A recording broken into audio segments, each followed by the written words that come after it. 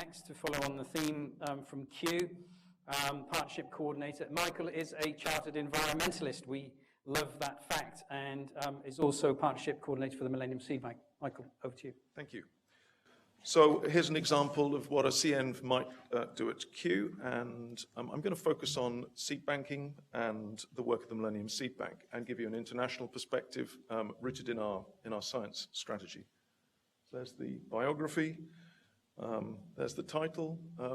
I love the diversity of seeds and fruits that we work with. Diversity runs through our program, and that's really the conservation of genetic diversity which is really driving our work.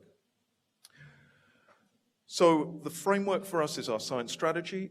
We are close to the 5-year completion of the current science strategy. We are researching, we are curating collections, we're providing evidence data that can be used in decision making, and we're disseminating our knowledge. And within that, the outputs include significant work for the Millennium Seed Bank and our global partnership.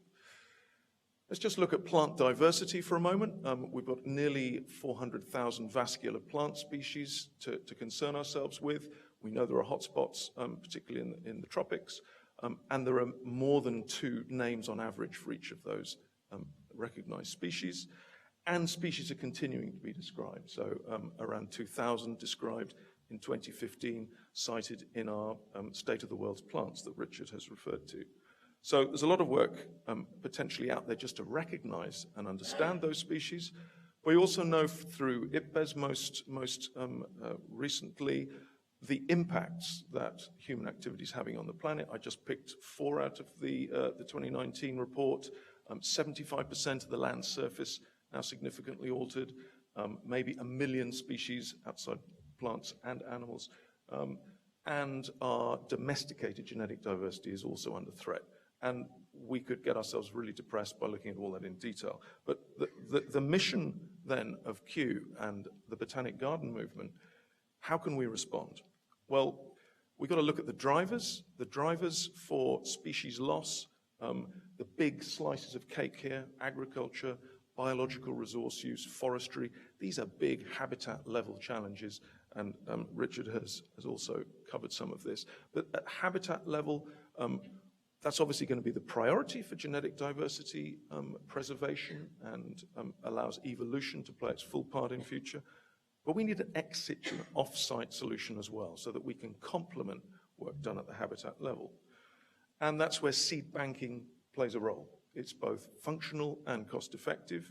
It's not the only ex situ technique, so you've got some images there also of cryopreservation with liquid nitrogen, in vitro, and living plant specimens in botanic gardens and field gene banks, and also DNA and pollen storage. So we're interested in all of those techniques and apply them to different challenges as species require that. But it's actually seed banking that is the most cost-effective technique, both for the preservation and the recovery of material when you want to use that. Just to contrast that with some other ex situ techniques, so in situ on the far side, ex situ on the near side, and the cost of preservation going up on the left axis, you can see that seed banking here comes out as pretty cost effective. But there are lots of tools at our disposal. We have to know when to use the most appropriate tool and how to apply that. We also have to take into account that not all seeds can be dried. There's around 8% of the world's species that aren't capable of tolerating the drying step that happens before the freezing step. This, you might not recognize plant phylogenies shown this way, but in green we have the primitive gymnosperms and the ancient flowering plants, and there's a dark circle here. There's a high frequency of species in that particular clade which are sensitive to drying. And we also find that with palms, the laurels, and the oaks. But it's not arranged in an easy to recognize pattern. This sensitivity of plants is scattered across the plant kingdom. We have to use the best predictive tools to know which species are likely to tolerate drying so we can use them in our programs. Some of you may be familiar with the Millennium Seed Bank. You're very welcome to visit. We hold around 40,000 taxa in dry cold storage down in these compactor units below ground. We have visitor facilities. We have accommodation for visiting scientists. And that really indicates that it's not just the staff on site that are important. We've got this network across the globe that are the Millennium Seed Bank Partnership.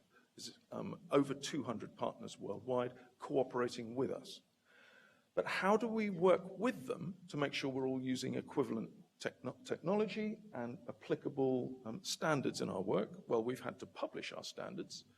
Our purpose as a network comes up here, enabling sustainable utilization of material. So we want seed collections that are usable by a whole range of scientists, landscape managers in future.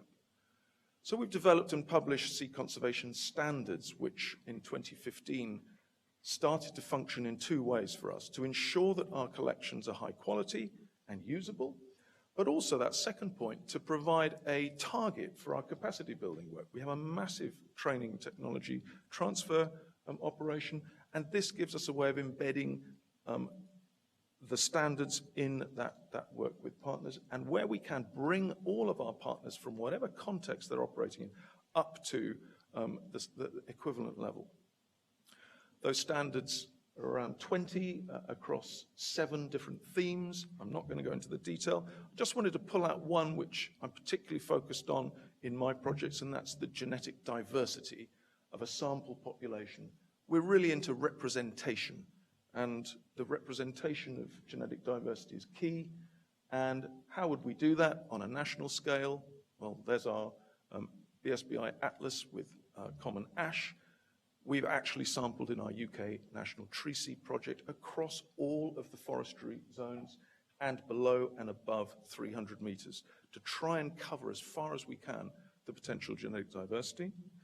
And we're also aware within Europe the lineages of ash that have come out of the glacial refuges in southern and eastern Europe show us that there are other important evolutionary lines of ash. So we need to cooperate with our European partners to make sure that that species is well represented in ex situ collections. It's just an example how we can approach that challenge in our standards. We also share information broadly through the partnership in our data warehouse. This is an online tool for our members, and we repatriate our own data, and we can compare their results they have with their collections that are duplicated with us or duplicated in other facilities. So it's the core information sharing part of our partnership. And we capture a lot of data from partners. We can tabulate this data. Around half of our standards can be reviewed through the data warehouse. The other half have to be reviewed through technical visits, questionnaires, and interviews. So we're being flexible, given the resources we have, to move everyone up to that standard level in a consistent way. And so just what is the impact that we are starting to have through the standards? Well, it's definitely having a good effect on our training, the consistency of training. We can have a lot more confidence when collections are duplicated, that both collections are held to these recognized standards. Collection quality, we are monitoring, and we are happy that collection quality is continuing to increase. And the samples are usable for researchers and conservationists. We don't want material consigned which is uncertain in its usability. We want material we can rely on. So I just wanted to finish with a couple of slides just stepping out from the standards. Here's an example of one use of MSB collections. You might be familiar with the CABI biocontrol program. That for Japanese knotweed required testing against 21 related native species before the risk assessment could be signed off. In just this one example where we were able to send 21 native species to CABI, the 1 year of research time and the quality of the work that resulted may have added value to the project of up to £121 million, just by having those collections named, viable, with germination instructions. It's a nice example, but there are many, many smaller examples which are adding impact in projects. And I also wanted to finish with just a personal reflection on CEnv and what Society for the Environment kind of means in my work as one of the members of staff who have that status in the organization. So you've got a sense of the international work that I do through the Millennium Seed Bank Partnership. So I'm involved in developing practice under the Convention on Biological Diversity. We're very objective in the way we're trying to use models to continually prioritize and improve. We're including policy and outreach components in our projects, which is very important if we're to solve global sustainability problems. Our capacity building is not just one package. We are fully focused on training needs assessments and an objective baseline when we go out working in training and capacity building with partners. And we also have very effective sustainability groups with presence on both the Wakehurst and Kew sites. I participate in that. We're very focused on resource use and wider sustainability questions. So in that way, hopefully you've seen the Millennium Seed Bank Partnership, the role that's playing in plant conservation worldwide, and a little bit of how this connects to Society for the Environment at Kew. Thank you.